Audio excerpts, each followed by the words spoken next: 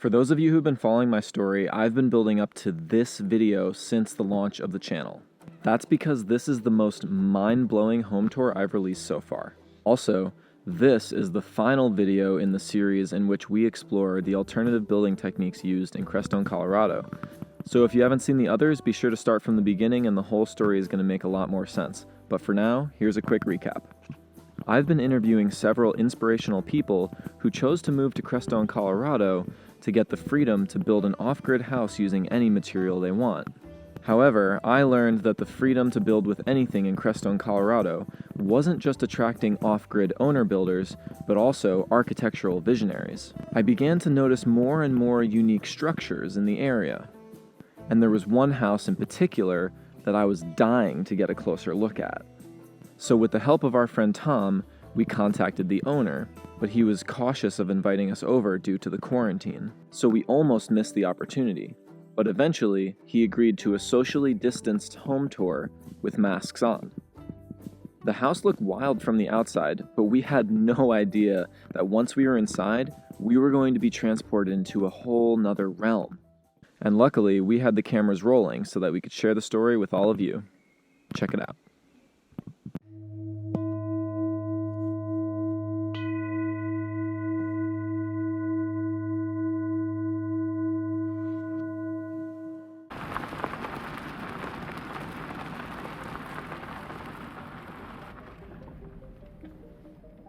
Jeff and Ruth lived in a small adobe house right next to the ongoing experimental art installation that they've been building for the last 12 years. Yeah. Tom lives next door and has been a part of the ongoing construction project. This building is certainly one of a kind. Not only was it sculptural, but it was also experimental. On the south side of the building, they installed large panes of glass, which weren't exactly windows. They were there to try and heat up the walls on the south side of this concrete, brick, and steel rebar structure, which struggled to stay warm during the harsh winters. Unlike the other passive solar houses that we've been looking at, capturing the sun's energy for heating was an afterthought rather than a design feature. However, there were some small windows which gave a glimpse to the mystical world within. And while the building might have struggled to use the sun's energy, it certainly made up for it in other ways, including an elaborate sculptural gutter system that funneled water off the roof into outdoor planter cells where they could have a small herb garden.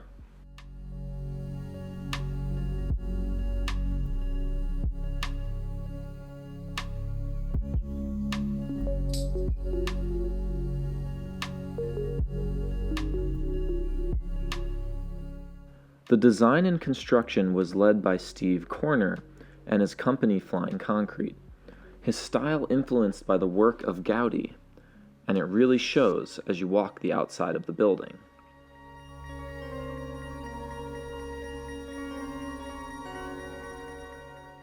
And every window and every door are made custom by local artisans. The frames need to be welded together to fit the structure that they have made. And while the outside of the building might seem a bit random, there's actually a deep wisdom behind its design. The backside of the building provides a glimpse into how the structure was made, using a series of bent steel rebar which is later covered in cement. The design of the structure utilizes the strength of an arch.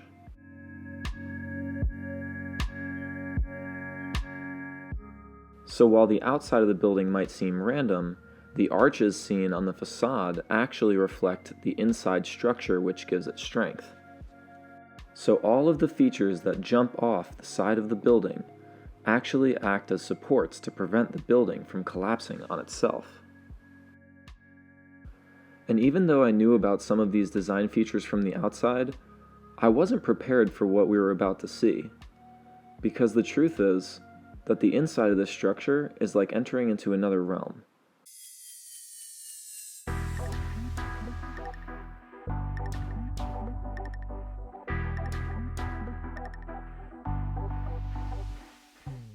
The tour began in Jeff's studio, which was a massive room with a center pillar that bore the weight of all of the intersecting arches above it.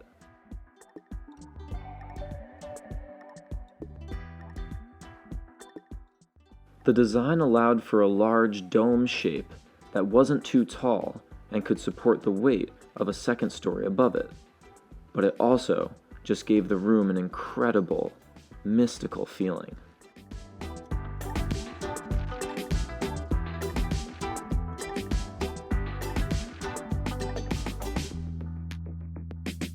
That's when I learned that Jeff was a sculptor living in a sculpture. As a sculptor myself, I felt like I had something in common with Jeff and couldn't help but daydream of having a studio like this one day.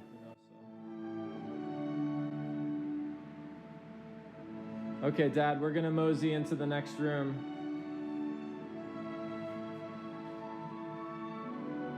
Bruce? Yeah, Bruce. Eric.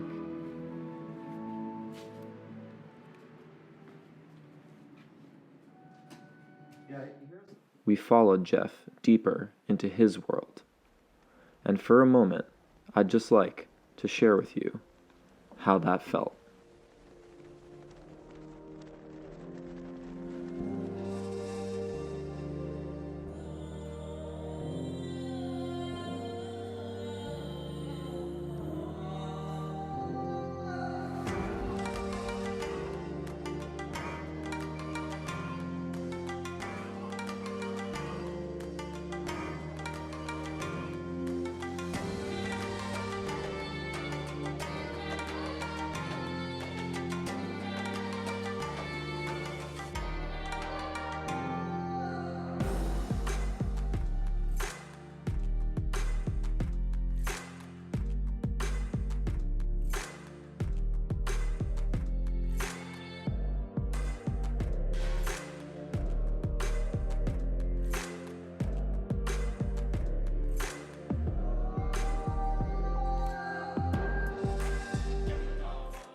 Jeff's master suite was the crowning gem of this incredible, mind-blowing, otherworldly, undescribable experience.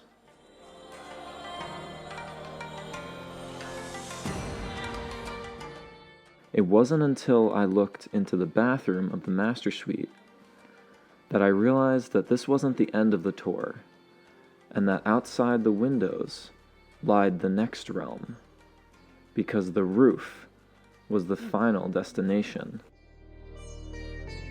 Front part's kind of starting to frame up right here. The two-car garage, it looks like. No, just one. From this view, it was as though we were standing on our own mountain, with a stone staircase that seemed to emerge out of the ground and crawl its way up to us on the second story of this gigantic stone castle.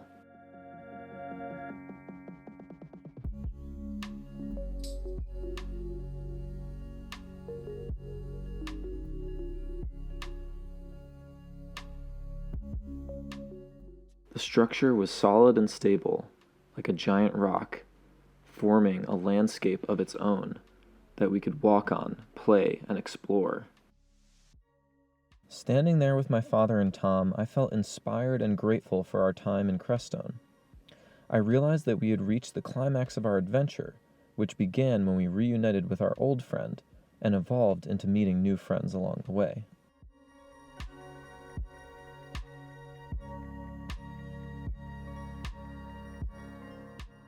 I kept the camera rolling, hoping to capture stories capable of inspiring the world. And even though our time in Crestone was over, I felt like my dream had just come true.